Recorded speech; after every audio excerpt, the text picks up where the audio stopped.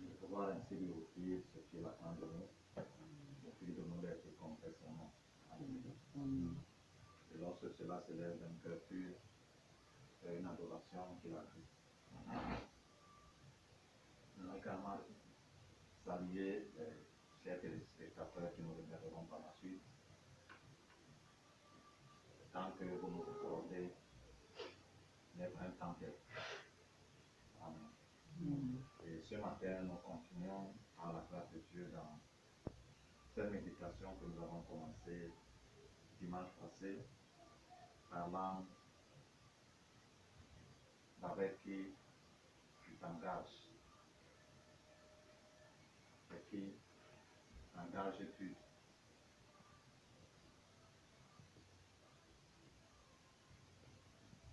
L'engagement, fait partie d'une relation. Nous avons vu que la relation existe par Dieu. C'est lui qui a conçu la relation. Il est en relation avec lui-même en tant que Père, Fils et Saint-Esprit. Et il a voulu que les êtres qu'il a créés dans les cieux soient en relation avec lui-même et en relation avec eux. Et par la suite, les humains, il a créé à son image et son ressemblance, soit en relation avec lui, le Créateur, mais aussi en relation avec ses semblables. Et nous avons vu que sous cet angle, la relation, une telle relation est fructueuse, est bénéfique à une partie comme à l'autre. Mais qu'il s'est infiltré une autre relation qui n'est pas issue de Dieu, qui vient de l'adversaire. Et dans ce genre de relation, il y a, comment dire cela,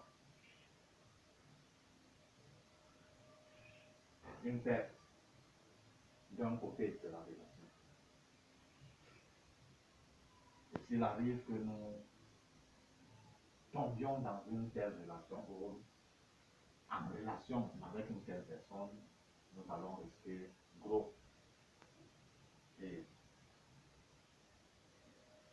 nous risquons nous en sortir mal d'une telle relation.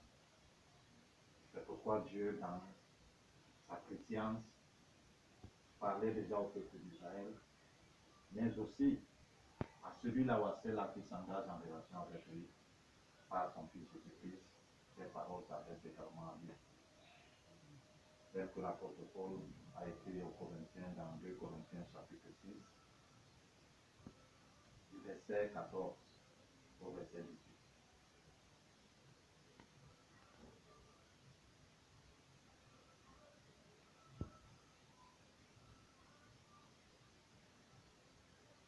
Corinthiens chapitre 6, 14 à 18.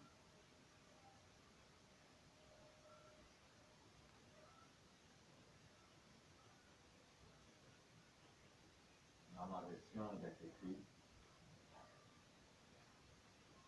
ne formez pas un attelage disparate avec les incroyants. En effet, quelle relation y a-t-il entre la justice et le mal?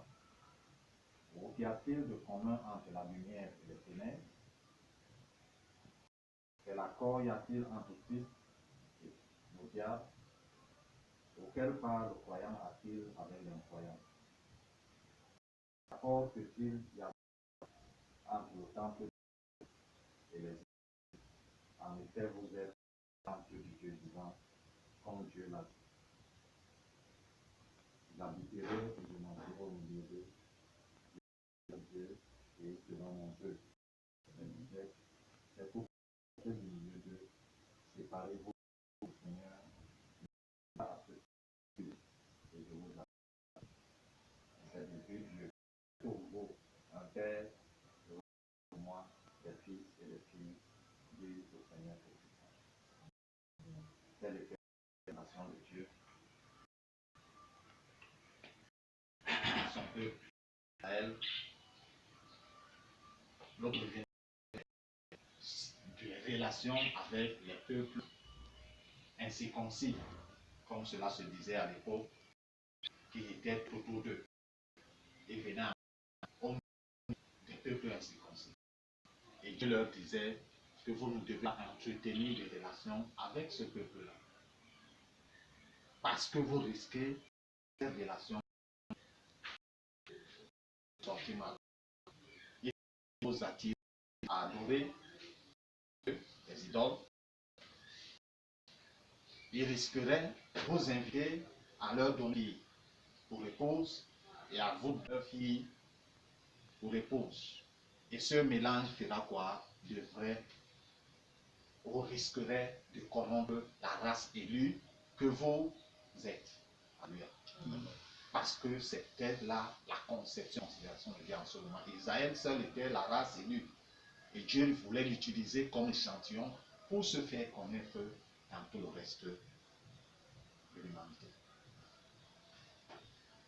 Mais dans sa grâce, sa bonté, sa préscience, le reste des nations également était inclus dans son plan. C'est un Jésus venant et accomplissant ce qu'il fallait accomplir. La brèche a été ouverte au reste des nations. Et celui-là donc qui croit en Jésus-Christ et le reçoit comme Seigneur et Sauveur, devient donc ce membre du peuple de Dieu, de la race élue, du saint sacerdoce. Alléluia. Et Dieu lui dit donc maintenant, de la même manière que j'avais parlé au peuple d'Israël, que j'ai choisi d'avance, de la même manière, de ne pas entrer en relation avec les incroyants, avec les croyants. Parce que quelle relation y a-t-il entre le croyant et le non-croyant? Quel rapport y a-t-il entre Christ et Satan? Pourquoi? Parce que ces relations-là, tôt ou tard, vont être dangereuses pour celui-là ou pour celle-là qui a cru au Seigneur Jésus-Christ. C'est-à-dire sur ces relations que nous pouvons choisir. Dimanche dernier, le Seigneur nous faisait comprendre que nous ne choisissons pas la famille dans laquelle nous naissons. Amen. Nous ne la choisissons pas. Si elle a été idolâtre ou comment nous ne connaissons pas, juste à ce que nous soyons nés. Et quand nous commençons à grandir, nous découvrons les choses. Et même pour certains d'entre nous, nous grandissons dans ces choses, pensant que c'est la norme de vie, jusqu'à ce que le message de l'évangile nous parvienne et que nous réalisions que toutes ces choses que nous avons faites et que nous avons apprises de nos ancêtres, qui pensaient être, que nous croyons être la norme de la vie, n'est pas réellement la norme de la vie. La norme de la vie, c'est ce que l'Écriture nous a réservé. Et dans cette situation, il y a besoin de quoi?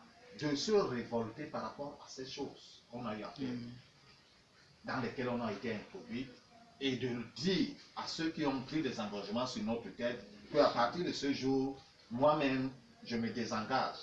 Moi, tel, de la famille telle, je me désengage de ces engagements que vous avez pris sur ma tête. Je prends mes propres engagements en ce jour avec mon Créateur et mon Rédempteur. Alléluia. Ça, une telle relation, on ne l'a pas choisi. C'est Dieu qui nous fait naître dans une telle famille. Et Dieu n'est pas fou. Alléluia. On pourrait se poser la question, mais pourquoi Dieu qui sait que ma famille est idolâtre me fait naître dans cette famille? On ne pourrait pas poser la question à Domicile.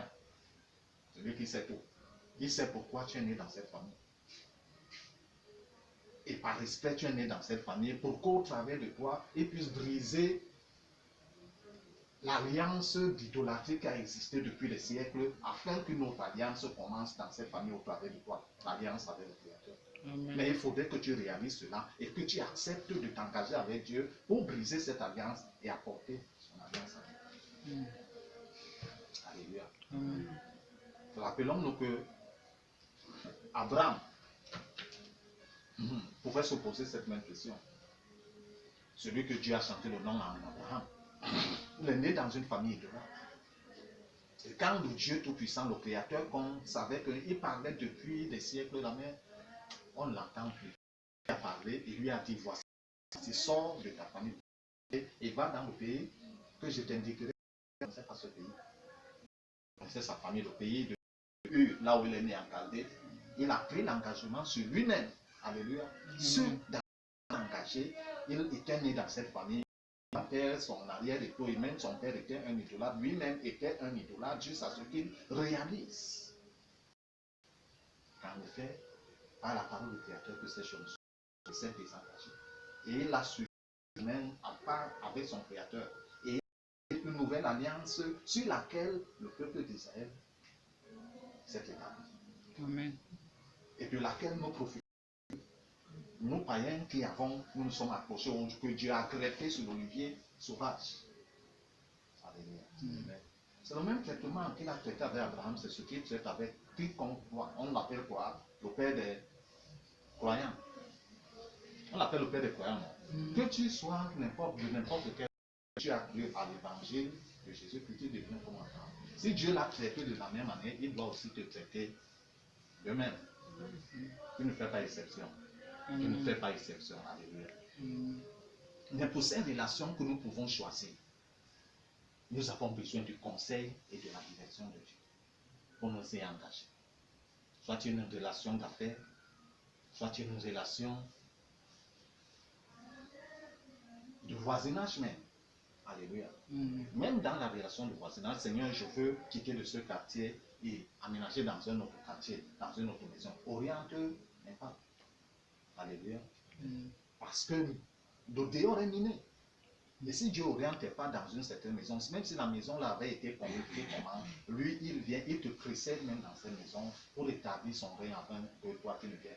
Pour que ce qui a été établi dans cette maison ne puisse pas nuire à ta vie et à l'alliance qu'il a scellée avec toi. La relation d'affaires. Quand tu veux même entrer en affaire avec quelqu'un, tu as besoin de l'orientation de Dieu, sa direction, avec qui entrer. Ce n'est pas parce qu'il vient te proposer 80% et toi tu n'as que 20% que tu tombes dedans sans savoir que tu risques par la suite perdre tes 20%. Parce que lui, il sait où il est planté, il sait quelle connexion il a. Et si toi, tu ne connais pas sa connexion, avant de la connaître, il aura grignoté tes 20%, tu auras perdu ton capital investi. En parlant par le bénéfice.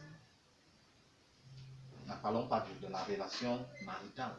Que ce soit un jeune homme ou une jeune fille, tu dois demander l'orientation et la direction du Seigneur. Lui qui a créé d'un loup, toi qui es un brebis. Nous savons que la brebis face au loup, même si elle est dodue n'importe comment, le loup finalement va la mettre à terre. Et le Seigneur disait que je vous envoie au milieu des loups. Faites quoi? Soyez simples comme les colombes, prudents comme le serpent. Le serpent est prudent. S'il y a un trou ici au salon, et aussi longtemps qu'il entend nos voix, il sent notre odeur corporelle. Même si c'est l'anaconda, il ne va pas sortir de là. Juste à ce qu'il sente que l'odeur est partie, les voix sont là. Comme ça, la prudence. Et la colombe est simple, c'est-à-dire, elle ne s'engage pas. Elle vérifie dans quoi elle s'engage. La colombe ne se pose pas n'importe où. Si par exemple elle était au bord de la route et que le conducteur en traversant éclabousse une main d'eau et l'eau tombe sur elle, elle va prendre tout le temps nécessaire. Même s'il faut perdre toute la journée, elle va se trouver à l'eau ne peut plus la toucher et commencer à nettoyer chacune de ses plumes jusqu'à en finir. C'est à ce que nous sommes appelés. Pour ne pas tomber entre les mains de l'eau et être dévoré. Parce que d'ici le temps que tu vas te rendre compte de la situation, il faudra perdre le corps. Alléluia. Nous avons besoin de cette orientation. Et dans ces relations saines et propres aux yeux de Dieu, voici les recommandations que Dieu nous donne. Que ce soit dans une communauté d'être chrétien, que ce soit dans un mariage, que ce soit dans un partenariat, que ce soit même dans un voisinage, le Seigneur nous insiste. Travers toujours de l'apôtre Paul, écrivant aux Philippiens, dans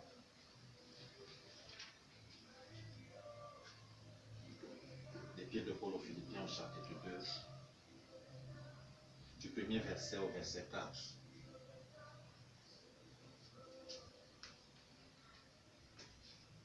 Philippiens chapitre 2, verset 1 à 4. Dans la version, il est écrit: s'il y a donc de l'encouragement en Christ, s'il y a de la consolation dans l'amour, s'il y a une communion de l'esprit, s'il y a de la tendresse et de la compassion, rendez ma joie parfaite en vivant en plein accord. Ayez un même amour, un même cœur, une unité de pensée. Ne faites rien par esprit de rivalité ou par désir de gloire sans valeur, mais avec humilité, considérez les autres comme supérieurs à vous-même. Chacun de vous, au lieu de regarder à ses propres intérêts, regarde aussi à ceux des autres. Amen. C'est ça la base de la relation saine selon Dieu. Que ce soit une relation amicale, que ce soit une relation avec un collègue, que ce soit une relation dans le voisinage, que ce soit une relation maritale ou familiale, que ce soit une relation dans une assemblée. C'est la base de Dieu. Même si dans la relation, tu te rends compte que mon partenaire me fait les faux bons, toi ne sors pas de la base qui a été donnée. Il ne sort pas. Reste dans cette base. Parce que le juste juge. À un moment donné, il va prononcer la sentence. Il dit qu'il ne tient pas le coupable pour l'innocent. C'est-à-dire, il ne tiendra pas que non. C'est parce que c'est lui qui a commencé et moi aussi j'ai commencé à faire. Tu as fait la même chose. La sentence qui tombe sur lui tombe sur toi. Alléluia. Tu prendras la même sentence. Mais si tu demeures dans cette base saine, dans cette base vraie, selon Dieu, c'est vrai que tu auras de la peine, des griefs, mais il est celui-là qui pense les blessures. Alléluia. Il est celui qui les guérit. Il est celui qui restaure. Il est celui qui répare. Lorsque tu auras perdu, dans cette relation, peut-être c'est une relation d'affaires, tu auras perdu, tu vas trouver un moyen de compenser cela quelque part. C'est cela. Que nous ayons un même amour, une même unité de pensée, vivant en plein accord. C'est ce que Dieu a dit par la bouche de le prophète Amos. Deux hommes marchent-ils ensemble sans être d'abord. Il faudrait que ces deux personnes soient d'accord. Quelqu'un qui marche, on marche aussi, mais sans accord. Mais pour marcher véritablement ensemble, c'est-à-dire la famille est un partenariat, mais là on ne choisit pas. Le voisinage c'est un partenariat, les affaires c'est un partenariat. Mais pour marcher, il faudrait qu'on soit d'abord d'accord sur les bases sur lesquelles nous marchons. Que nous fassions bien par esprit de vitalité, sans valeur. Mais que l'humilité nous conduise à considérer les autres supérieurs à nous. Et au lieu de chercher nos intérêts, que nous cherchions celui des autres. Ce qui veut dire que le mariage, lorsque l'homme cherche les intérêts de la femme et la femme cherche les intérêts de l'homme, ce mariage va durer, sera consolidé entre nous. Parce que le mariage, c'est comme le fruit. Si ça tombe là à terre, mon frère, ma soeur, même si on appelle le biologiste, il ne se pas de réponse. Mais il n'y a que de réponse. Si même l'idée qu'on a cassé cet œuf cru et qu'on Dieu est capable de le reconstruire, parce que c'est lui qui a créé. Personne d'entre nous était, quand il mettait cette là dans la peau. On se rend compte parce que la science nous a montré cela. Pour cela, comment cela se fait. Le partenaire également. Quand l'un cherche les intérêts de l'autre et l'autre cherche les intérêts, ça veut dire que nos 50% seront sauvegardés. Je cherche à ce que les 50% de l'autre ne se perdent pas. Et il cherche à ce que mes 50% ne se perdent pas. Bon, alors même si j'ai 10% ou 20%, que mon pourcentage ne se perd pas, que l'autre ne perd pas, cette affaire va durer, sera consolidée et avancera. Nous savons que l'adversaire a un plan, celui de voler, d'égorger et de détruire. Partout où il voit une bonne relation saine, fructueuse, il va chercher un moyen, une voie par laquelle garder cette relation. Le Seigneur nous interpelle. Avec qui engagé. Avant de t'y engager dans ces relations, demande son conseil, demande sa direction. Et il te dira si la personne avec qui tu veux entrer en relation est véritablement celle-là avec laquelle tu devrais entrer. Que ce soit en paix, que ce soit dans un voisinage, tu veux emménager là. Ce n'est pas parce que tu as vu la maison, non. Tu veux une maison de 2 chambres, salon, cuisine, douche et tout, que j'ai vu carreler et tout meublé. Il faut que tu pas t'accueillir. Tu peux emménager dans cette maison, dans une maison de nos affaires. C'est bien important. Financièrement et tout, on entre financièrement, on commence à avoir des maladies financières, des maladies physiques, des maladies maritales, parce que la maison ne nous a pas.